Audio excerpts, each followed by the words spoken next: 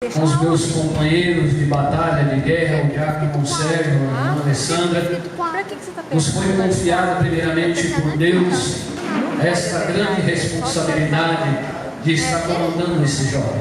E o engraçado é que tudo aqui que é feito na liturgia, tudo aqui que é feito dentro ou fora da igreja, é decidido em conjunto e nós temos os mesmos pensamentos, sinal que Deus tem conduzido esta reunião e esses jovens.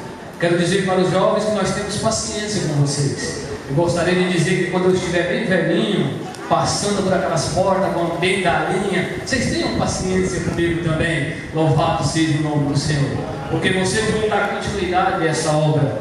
Irmãos, eu gostaria que abrissem as vossas Bíblias. É um personagem na Bíblia muito pouco conhecido. Gostaria de colocar sobre os vossos pés. Eu sei que é um personagem que quase não se fala nele.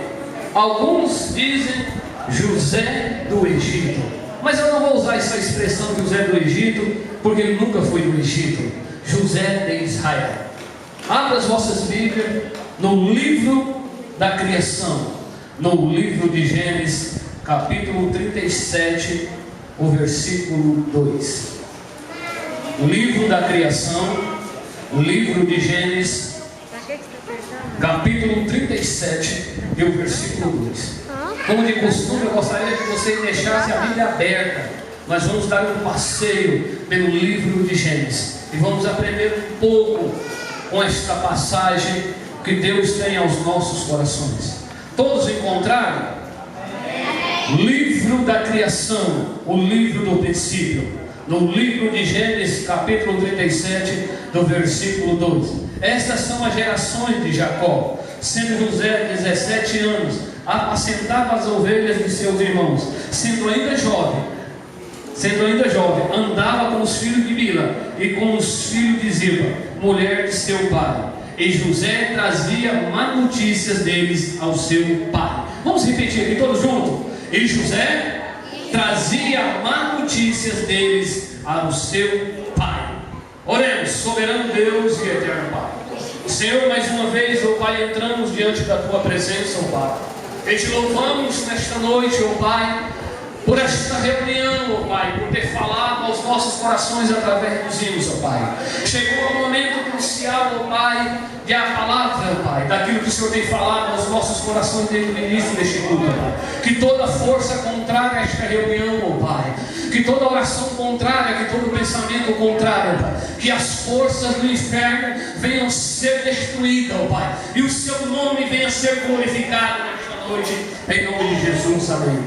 Pode se assentar, glorificando e exaltando o nome do Senhor. Senhoras e senhores, ouvintes da palavra do Senhor, eu amo muito as Escrituras Sagradas. Eu acho que eu ainda leio muito pouco ainda, devido ao meu tempo, mas eu amo ler a Bíblia Sagrada. Quando eu olho para o livro de Gênesis, capítulo 37, eu vejo aqui uma grande lição que nós podemos aprender nesta noite com o jovem José. E quando eu olho para este texto aqui, eu vejo marcas de um ministério. Todos nós que estamos aqui, nós não estamos aqui por acaso. Nós não somos obra do acaso. Você nesta noite está aqui porque Deus te escolheu. Porque não fomos nós que escolhemos, mas Ele que nos escolheu para esta grande obra. E por isso você pode glorificar o nome do Senhor, porque Ele viu graça na sua vida. E por isso nós estamos aqui nesta noite. Louvado seja o nome do Senhor. Senhoras e senhores, ouvintes da palavra, quando eu olho para o livro de Gênesis, capítulo 37, eu vejo aqui uma grande história que começa bem antes do capítulo 37. Narra a história de Jacó. Jacó é um jovem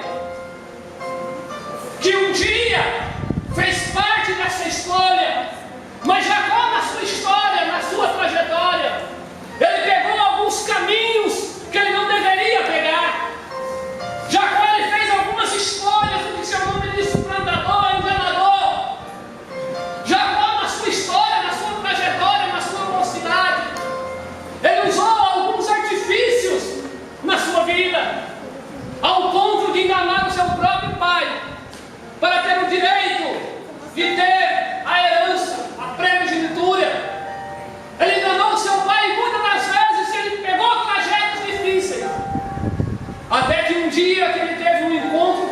nosso Deus e teve uma luta com o anjo, e o seu nome foi mudado para Israel. Louvado seja Deus.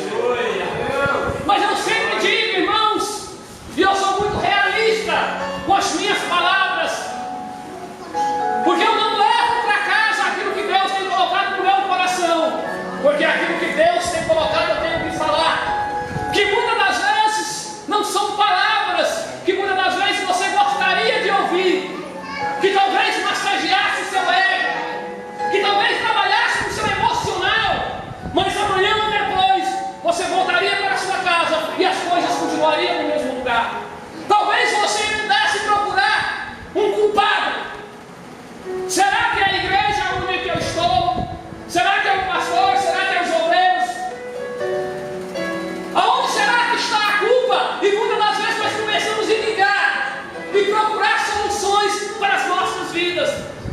Eu sempre gosto de dizer, irmão, que nós somos livres para fazer as nossas escolhas. Você é livre, eu sou livre. Mas porém nós somos escravos das consequências das nossas escolhas, porque nós não podemos sair delas. E Jacó pagou um preço alto pelas suas trapaças. Jacó teve uma consequência durante a sua vida terríveis para a sua geração, para os seus filhos, porque ele fez uma má escolha. Ele enganou o seu pai lá, foi trabalhar para Labão, o seu sogro. O seu sogro muitas das vezes enganava ele, ao ponto dele amar Rebeca e trabalhar por ela, e ele dar a outra, Bila. E ele pagou um preço muito alto pelas suas escolhas, pelas suas atitudes, porque nós vamos nos defrontar com elas. Por isso que Jesus disse: eu sou o caminho, a verdade e a vida, e ninguém vai ao Pai se não for por Ele. Se você pegar o caminho certo, você terá bons resultados na sua vida. Jacó pagou um preço muito alto pelas suas escolhas. Ele teve 13 filhos, que pela contagem judaica não contava as mulheres.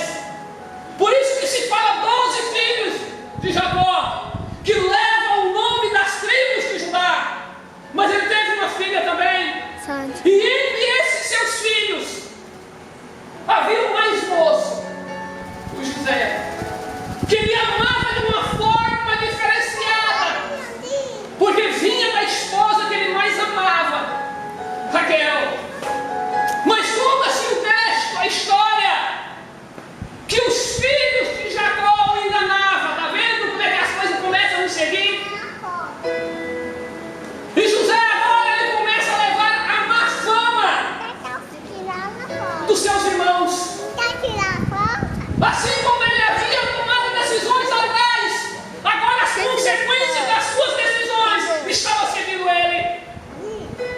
Porque muitas das vezes nós estamos vivendo situações da nossa vida por causa de escolhas que nós fizemos. Por isso que essa geração, vocês jovens, têm que fazer a escolha certa. Quantos ministérios estão corrompidos porque fizeram a escolha errada?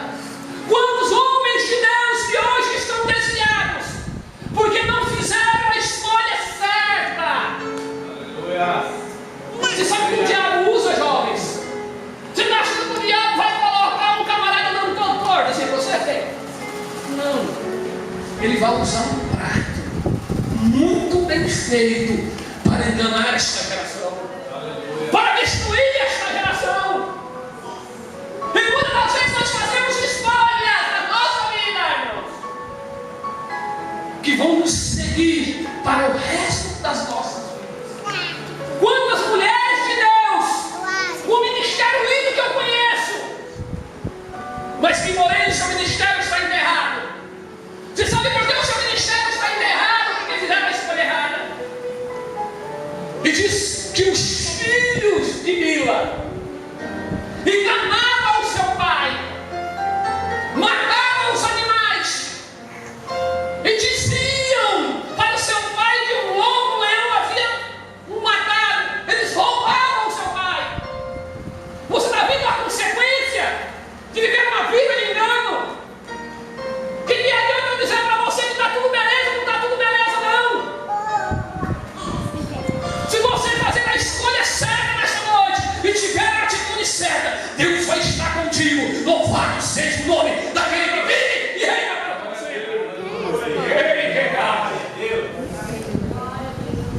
E diz que ele levava a má fama. E aquilo aprende uma característica linda de Deus. Vocês sabem qual é a característica linda de Deus? Deus precisava dar um ministério grande. Deus precisava escolher alguém para governar em outra região, que não era a região que estava de tirar eles. Nós precisamos de uma geração de caráter. Nós precisamos criar uma geração, irmãos, que possam levar a glória de Deus. Não uma geração como Uzá, que levava a arca de qualquer jeito, em cima de um carro filisteu, no meio do mundo, com as coisas do mundo, ao ponto de morrer e ser fulminado. Mas nos dias que nós vivemos, essa morte é diferente. Não é uma morte física, é uma morte espiritual. Agora imagina Deus, pela lógica humana. Você sabe quem era para governar na casa de Israel? Rubem. Senhoras e senhores, pela lógica humana, Salomão não poderia assumir o reinado, porque vinha sendo filho de Betseba, do lado de adultério lá atrás. Pela lógica humana, Samuel jamais poderia se tornar um sacerdote. Pela lógica humana, Sansão jamais poderia ser um rei. Mas Deus, para juiz, ele abre uma porta. Um nazireu, sendo separado Deus de sua mocidade para servir ao Deus, está preparado para receber o Espírito de Deus sobre a vida dele. Agora imagina Deus, senhoras e senhores. Ele procura alguém dentro da casa de Jacó. Agora eu faço uma pergunta para vocês. Se roubava o pai, imagina no Egito o que não iriam fazer. Se roubava o próprio sangue. E Deus precisa de homens, uma geração de caráter, uma geração de temor, uma geração que possa subir neste altar, uma geração que possa louvar ao Senhor e os infernos estremecerem. E Deus agora olha para dentro da casa de Jacó. E ele vê José, um homem, um jovem de caráter, um jovem que Deus poderia confiar a ele. E nós pagamos um preço muito grande, irmão, pelo nosso ministério. Eu sempre gosto de dizer, irmão, um dia quando eu entrei por essas portas, Deus levantou uma mulher, uma profeta, e diz: olha, eu vou te usar. Olha, eu vou fazer isso, mas não se alegramos, não se alegramos. Mas existe um preço muito grande por isso. Existem marcas, irmãos, que são profundas, e que essas marcas, elas não se apagam. E para nós entendermos estas marcas, lá no livro de Gênesis, capítulo 37, versículo 6, se você quiser abrir a sua Bíblia e me ajudar a acompanhar. Livro de Gênesis, capítulo 37, versículo 6. Deus agora ele começa a mostrar para José o grande ministério que estava entregando a ele. Prova bíblica. Um dia ele teve um sonho, e este sonho deixou ele perturbado. Não como um sonho, como muita gente ideia, já um projeto de José.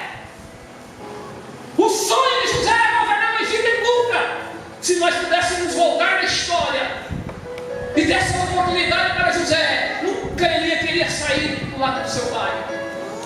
Nunca ele queria ter sido vendido, escravizado, preso.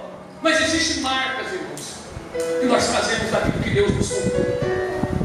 E são marcas profundas. Por isso que Paulo foi tão profundo quando ele disse: olha, eu trago as marcas de Cristo.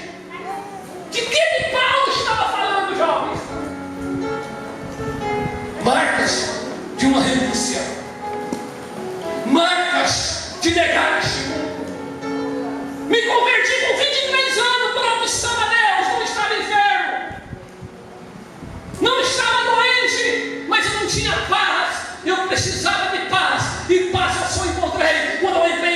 portas e levantei a minha mão, aceitando o Senhor como único Senhor Salvador da minha vida. E um dia Deus resolve, irmão, revelar para José. E ele vê uma coisa interessante. Ele vê que os seus irmãos estavam ali fechando os olhos. E de repente, o olho deles se levantou mais alto do que o dos seus irmãos. Estava falando de mistério, de trabalho. Deus estava dizendo: olha, em outras palavras, muita vez Deus mostra coisas para nós que nós não conseguimos entender. Nós só vamos entender lá em Gênesis capítulo 42. Quando ele diz: hoje eu sei, hoje eu entendo, foi Deus que me trouxe para aqui, para livrar a nação e o mundo. Mas tem coisas que nós não entendemos, irmãos. Tem situações que nós passamos, mas não conseguimos compreender. E aquele sonho perturba ele. E ele muda os seus sonhos. Mas Deus dá outro sonho. No versículo 7. Isso é mais lindo ainda. E quando ele tem esta revelação, ele diz: olha, eu tive um sonho esquisito nesta noite. Sonhei que o sol, que a lua, que as estrelas se curvavam diante de mim. Jacó, o sonhador, interpretou errado. Uma coisa é grande verdade, mas cuidado para quem você fala as coisas. Toma muito cuidado. Porque talvez você não tenha o discernimento, mas muitos têm. E tem muitas coisas que você conta que aquilo ali não vai ser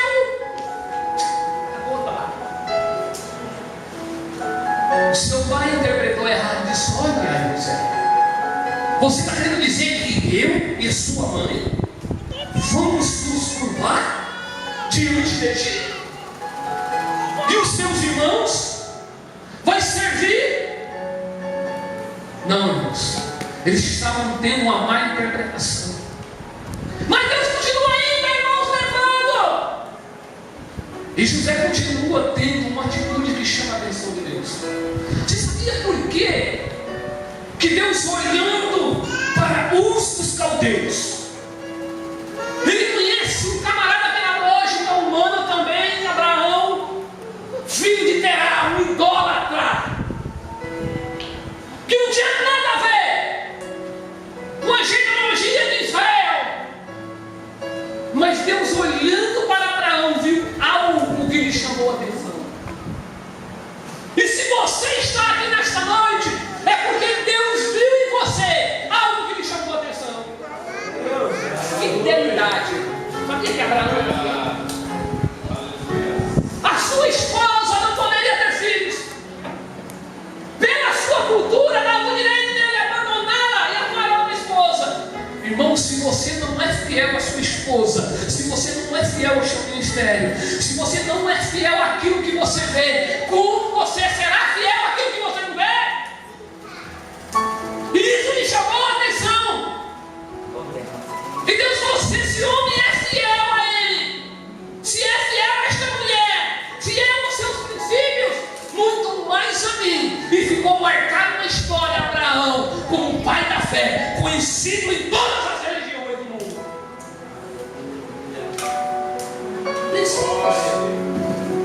Só que existe, irmão, uma cisterna.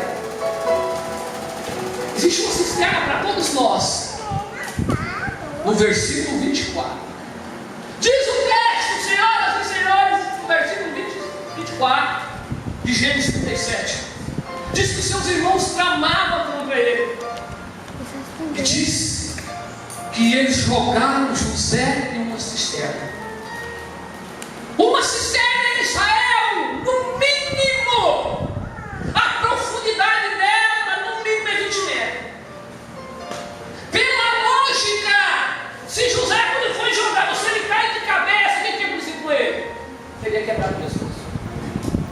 Se ele cai de banda, no mínimo, as suas costelas tinham quebrado, tinham prejudicado o seu pulmão. Isso é lógica humana. Se ele é jogado em pé, as suas pernas teriam quebrado. E eu aprendo aqui uma grande lição, senhoras e senhores. Por mais mas que tem de jogar você em uma cisterna. Existe um Deus que está contigo na cisterna, e isso não vai me matar. Ei, de casa, de covarás. Agora imagina, irmão, só tinha uma cena dentro daquela cisterna. Você sabe qual era a cena que tinha naquela cisterna? Só tinha uma visão. Quem já entrou dentro de uma cisterna sabe do que eu estou falando. A única visão que ele tinha era olhar para cima e saber que existe um Deus todo-poderoso que vai dar vitória. Louvado seja o nome de Deus. A grande vantagem, irmãos, que nós passamos na nossa vida, vocês sabem o que é? É que Deus está conosco mesmo na cisterna. Você sabe o que é lindo, irmão, mesmo quando nós estamos jogados em uma cisterna, que os nossos inimigos estão lá de fora rindo de nós. Porque você acha que Davi, no Salmo 23, ele diz: prepara uma mesa na presença dos meus adversários. Davi sabia do que estava falando, porque a maior luta que Davi enfrentou foi dentro da sua própria casa. Eu imagino José naquela cisterna. Eu imagino ele pensando: eu levo os meus olhos para os montes, de onde ele virá o socorro, mas o meu socorro vem do Senhor que fez os céus e a terra. Louvado seja Deus! Mas existe outra coisa que nós aprendemos no versículo 27. Você sabe o que é triste, irmão? É ser vendido. E no versículo 37 diz que eles venderam José como escravo. Você sabe por que naquela cisterna ele não quebrou nada? Porque um escravo ele não poderia ter quebrado nada. Deus estava dizendo: olha, eu preciso de você intacto. Olha, eu preciso de você sem nenhum arranhão, porque eu sei aonde eu vou te colocar, e aonde eu te colocar, eu te levantarei e mostrarei para os homens que eu sou Deus. Louvado seja Deus! Diz que ele é vendido, irmãos. Você sabe o que é mais triste? Você sabe qual é o pior sentimento que a gente tem? É o sentimento da traição. Só sabe o que é o sentimento da traição quem já passou por ela. Foi vendido como um animal. Você acha que ele não chorou? Você acha que ele não se debateu? Você sabe o que eles faziam quando pegavam um escravo, irmãos? Você sabe a primeira coisa que faziam era prender os seus pés. Você sabe por quê? Quando prendia os seus pés, o que significava isso? Que ele não tinha mais liberdade. A outra coisa, irmãos, que quando pegava um escravo, era prender as suas mãos. Porque aquilo significava também que ele não tinha mais liberdade para nada, ele estava preso, acorrentado. E o escravo, irmãos, ele não anda de cabeça erguida. O escravo, ele anda assim. Imagina os seus irmãos olhando para ele e dizendo: olha lá, nós destruímos ele. Olha lá, aquele que era o queridinho de papai, que se diz seu grandão, mamãe da história, está sendo vendido e a sua história foi anulada. Ei, de casa. Lembra no começo que eu disse que Jacó pagou preço de nada pelas suas escolhas? Eu não sou massageador de egos e nunca fui. Porque eu não pago preço pelos outros. Você lembra qual foi o artifício que eles usaram? Pegaram a túnica, irmãos, mataram o animal ensanguentado e disseram: olha, uma fera devorou José. Lembra lá atrás o que ele estava fazendo? Sequência. Mas existe uma coisa, irmãos, que Deus nos garante. O texto diz que quando José entrou no Egito, a palavra diz: e Deus estava com ele. Você não está só. Eu não estou só. Nós não estamos só. Por mais que nós estamos sendo humilhados, perdidos, mas diz o texto que Deus estava com ele, e Deus está com você, e está conosco, porque Ele é fiel. Louvado seja o nome do Senhor. Glória a Deus.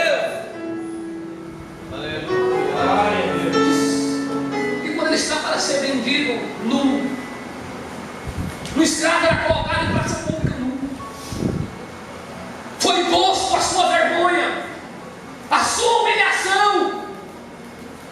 E imagina ele em praça pública pensando, quem sabe se fosse nos dias de hoje, eu vou abandonar Jesus, Jesus me deixou.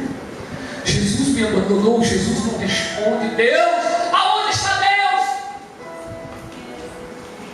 Mas diz que o chefe da guarda, Potifar, olhando para ele, viu graça.